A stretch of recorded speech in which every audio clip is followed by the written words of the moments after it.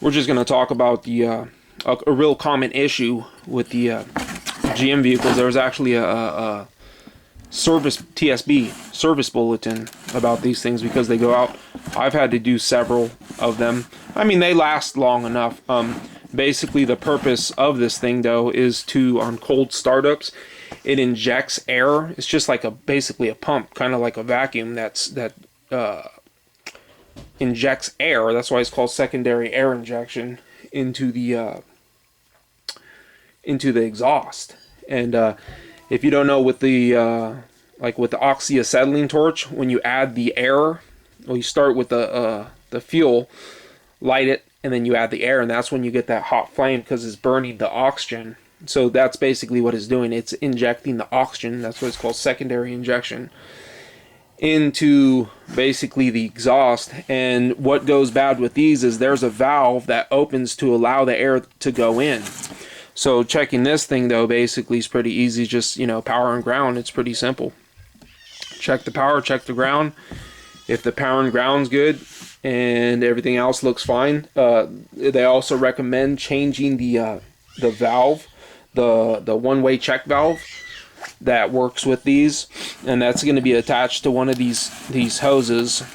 But what happens is if that valve goes bad, it allows air to come into here, and then water condenses and it gets real wet.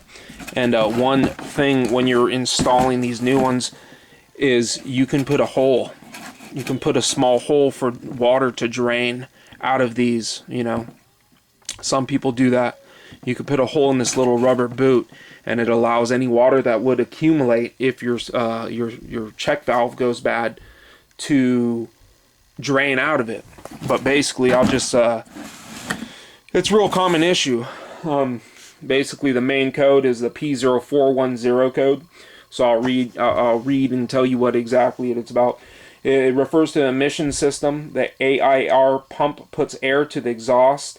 To lower emissions, it takes in outside air and pumps it through the two one-way check valves into each bank of the exhaust. If you only have one bank, then it's only going to be one. So about 90% of the time that the code is set, the one-way check valve has worn out or failed and allows water, which occurs naturally in the exhaust, back into the pump. So that one-way check valve that's after this, once it fails, it'll come into here from the exhaust, and water will start coming out, and it'll accumulate into here. And then, you know, if it freezes, it's going to cause problems, and it's going to overload the system. It's going to cause the failure. So back into the pump. In any cold climate, especially in climates with higher humidity, this water may be more excessive. The water partially fills the air pump. It can then freeze. Then the PCM commands the pump on. If the pump is frozen, it cannot turn, thus overloading the circuit and popping the fuse.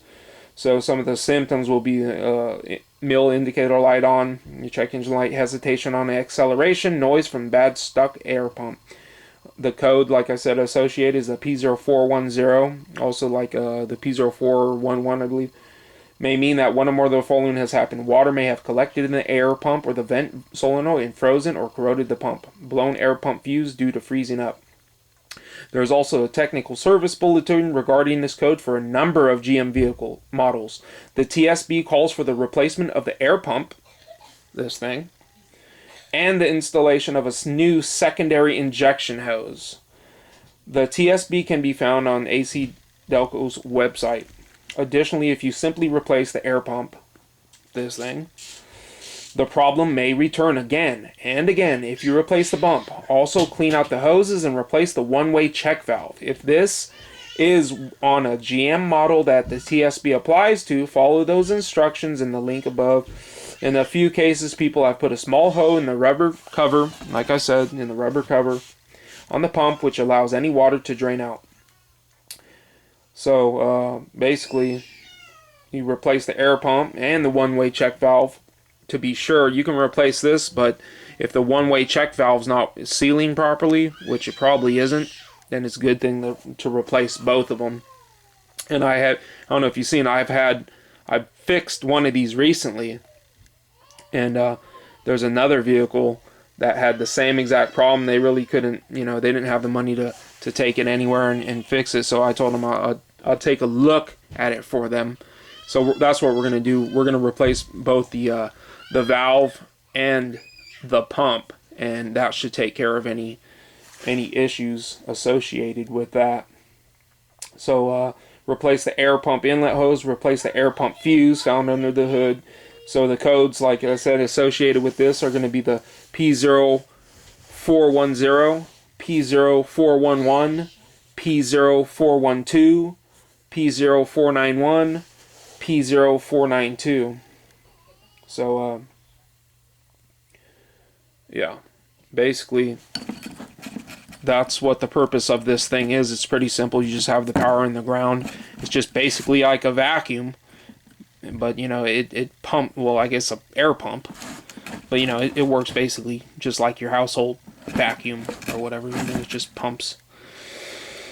One hose will suck and the other one will pump out the air, and it pumps it into that check valve, and then that check valve is commanded to be turned on, and it just pumps the air into the exhaust. And when you have that added air into the exhaust, it works just like an oxyacetylene torch, and it heats up the cat sooner, and it helps with emissions, because that's when your emissions are the worst on the, you know, cold startups, when you're running in open loop. So anyways, for you to have that code, the P0410, P0411, I mean, there's a TSB on it. Just replace this, and it's a good idea also to replace the check valve, or at least check the check valve. Make sure it's not on the inlet side. Make sure it's not real dirty, which would indicate that it's allowing exhaust to flow backwards the opposite way it's supposed to.